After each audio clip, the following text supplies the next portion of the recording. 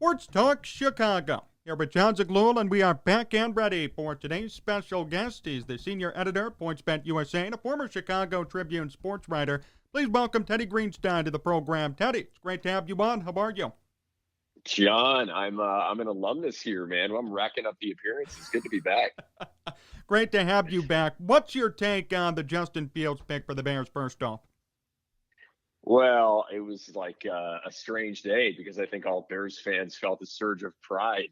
It doesn't happen a ton on draft day where 99.9% of the fan base says congratulations. As a guy who covered a ton of Justin Fields at Ohio State, that's an amazing pick, and to get him there was awesome. There's a great chance that he is the number 2 quarterback from that draft, and that's coming from a New Yorker, a Jets fan who's hoping Zach Wilson is going to be number 2, but I'm not so sure he is. So, the fact that they were able to get Fields was awesome. I am generally not a proponent of trading up for quarterbacks.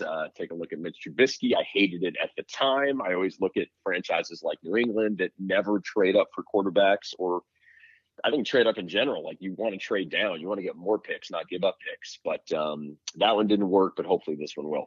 What excites you about his game specifically from back when you covered him? Total package.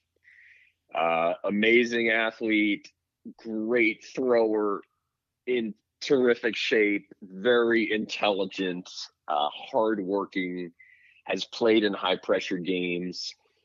Kids now, like John, like Justin Fields has been in the spotlight since he was probably 15 or 16 years old. It's so different now. Like, I look at Justin Herbert last year. I didn't think he would be a great quarterback at all.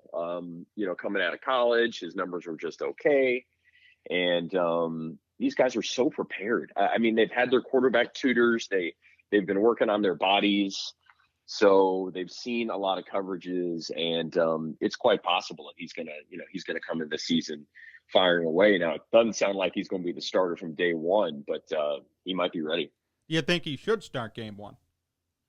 On June 10th and without seeing practice, I think it's a little silly to say. Like, I definitely feel, they've got not one but 2 veteran options. Andy Dalton won a lot of games. Nick Foles done some great things.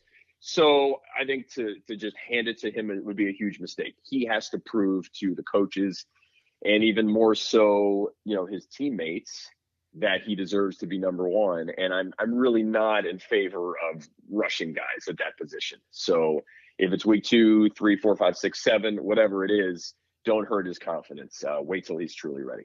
Teddy Greenstein here on Sports Talk Chicago. Teddy, could the Bears at least be competitive with Andy Dalton behind center? I guess competitive. They were just such a 500 team last year, right? They were just kind of exactly mediocre. They're not terrible. They're not great. And, the odds look the same this year. I got to look at their win-loss. Let me see if it's 7 or 7.5 or 8.5. But yeah, it just seems like they're right in that middle ground. Right. So their over is over 7.5 and their under is 7.5, obviously with a 17-game schedule. And even more appropriately, both sides are minus 115. Not sure all the folks listening to this know what that means, but oftentimes, like if you look at the Atlanta Falcons, over 7.5 is minus 130, under 7.5 is plus 100, which means the over is favored. But with the Bears, they're so mediocre, they're so dead 500 that not only is their total 7.5, that it's minus 115 on both sides. Like, they couldn't be more of a 500 team. You couldn't lay out a scenario more like that. So what if Dalton doesn't start, or he gets hurt, or he doesn't play as much, and Fields becomes the quarterback? Could we see movement with that 7.5 total? Yeah, I think we updated the outrights. We also, for a while, we had a Justin Fields prop on PointsBet, and it was total yardage thrown, passing yards. And this is interesting. It started out at, I remember this number, 2999.5 was the over-under. Then the latest I saw was 2,900. So I think the Matt Nagy talk out of, that we heard a couple of weeks ago where he makes it sound like Andy Dalton is QB1 affected that. So yeah, if you feel like he's going to go throw for 2,901 yards, you're going to take the over on that, but it's been trending down. Are you confident in Fields playing enough to maybe hit those numbers or hit the 15 touchdown prop too? If I had to bet, I would take the under. Okay. I would just think that because there are two veterans there and because Matt Nagy probably feels like, hey, maybe if I can get to squeeze out 8 or 9 wins out of this, maybe going to save my job and just be a little safer. So it just sounds like they're going to take the safer option and go with a veteran. So I would take the under on the Justin Fields props. What's the Bears' future look like in general, Teddy? I mean, assuming Fields plays a little bit this year, maybe gets more time in year 2, do you see them on a path to a playoff appearance, a Super Bowl? Where do you see them going? What's their ceiling with Fields? I mean, I wouldn't project that right now, like in part because they gave up, not the Trubisky draft. The pick is going to haunt them forever, but they gave up 3 mid-round picks when they acquired him. I just don't think the roster's that good. The skill guys are okay. I mean, what's Allen Robinson's future? Is the offensive line good? I just don't think they're really great in any spot. So no, I'm not going to sadly predict that the Bears are going to be in the playoffs anytime soon. But that's where Justin Fields come in because, man, if you're a great quarterback, you are turning a 7-win team into an 11-win team. Now, a word from our sponsor, True Classic Tees. Are you tired of boxy T-shirts that just won't get the job done? What about ones that feel too big and uncomfortable? I have that problem a lot, especially as a taller person. Thanks to True Classic Tees, though, those problems are over. See, I'm wearing one right now. Very comfortable, double-stitched for endurance, and custom-made to fit your dimensions. And get this, a portion of every sale goes towards helping homeless vets get off the street. So you're helping out our veterans, and you're buying quality material from a good, independent company. Listeners of this program get a discount, too. Use Jon10, that's Jon10, to get 10% off your next purchase. Go to TrueClassicTees.com or find the link in the description of the video. True Classic Tees, top clothing and a good cause. Teddy Greenstein here on Sports Talk Chicago. Teddy, do you buy the White Sox at plus 800 to win the World Series? I mean, I think you got to sprinkle a few on that just because if it happens and you haven't bet it, then you just feel like an idiot. So if you're a Sox fan, throw 20 on there or just something so you have a ticket. It makes it a little more interesting. I mean, the White Sox, it's fascinating in terms of given the injuries, how they've been able to hang in there. And I mean, this number is interesting to me. They are now minus 500 to win the AL Central.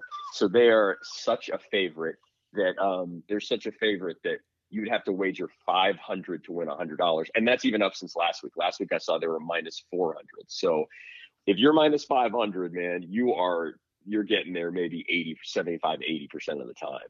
So then you're saying, all right, there's no value in that. So, let's look at the outrights. Let's look at, to win the American League. And let's see, to win the American League, they're plus 275. So almost 3-1 on your money. So I think at this point, you want to splash a few on that and then look at the World Series. We had a prop up. We were calling it the Red Line series a couple weeks ago, Cubs White Sox to meet in the World Series, and we had it up at 100-1, and we got so much action that we immediately had to move it down to 75-1. So you got to throw, if you're a Chicago fan, you got to sprinkle a few bucks on that. What's your number one concern for the White Sox right now? I still think it's offense because, they've gotten, your mean Mercedes has slowed down a little bit, but I think just scoring enough runs until you hope to get the big boppers back in the outfield. And, if you can get Robert and Eloy back in August or September, that would be the most ridiculous boost of all time. Like in my business, we're often talking about boosts, like odds boosts, but that would be an all-time boost right there if they can get some big right-handed bats back in the lineup. Is Tony La Russa going to be a problem, or is he a problem to you so far? Yeah, that's such a good one, and I've talked to Sox fans about that. Like Richard Roper and I were out at our Crestwood location, our PointsBet Crestwood location. I was asking him for his thoughts. It seems like even though he is generations from these younger players, and he is so set in his ways, and when he said Yermin Mercedes was clueless, I'm sure that didn't win him any favors in the clubhouse. It seems like the guys respect him. They respect his knowledge. And so for all the, oddities, the foibles, the issue he had with selecting the wrong, pinch base runner, it's remarkable. You can't take away the fact that despite the injuries, these guys are playing as well as they are. So I think there's respect there. 37-24. That speaks for itself. And, in the end, all the players just want to win.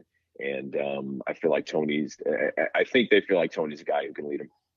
What about the Cubs, Teddy? Are they a real contender right now? Yeah, it's really amazing that they're 8 games over 500, considering just like how poorly they started. And I mean, early on when they were scuffling, I was like, my God, just bet on the Cubs to lose every day. And I feel like you're going to hit 3 out of 5, when they were like, losing to Pittsburgh and Milwaukee and Atlanta. And then they had that rough stretch, but great to see Kyle Hendricks turn it around. They cannot win without him. This bullpen with Kimbrel and a bunch of no names has obviously been a total revelation. And then Chris Bryant. I mean, Chris Bryant has now gone from, a guy who you just wondered was ever going to get it back to a guy who is he going to be the highest paid player in baseball? So his timing has been exquisite. Should they think about trading him, or is that something you would consider? Oof, I would definitely not consider that. Not if you want to have any fans left.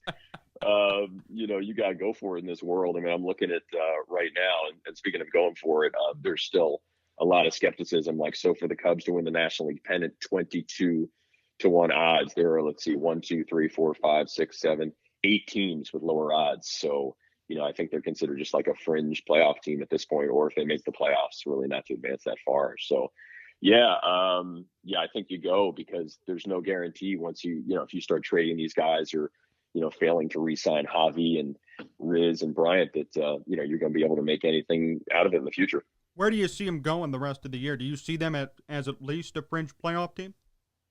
I hope so. Yeah, I mean, I just know this. I mean, the crowds are coming back. I mean, Cardinals are coming in. Hopefully they'll get 40,000. Hopefully that loosens stuff in the budget. Look, I live in Lakeview. I'm in walking distance to Wrigley, and the town is just much more fun.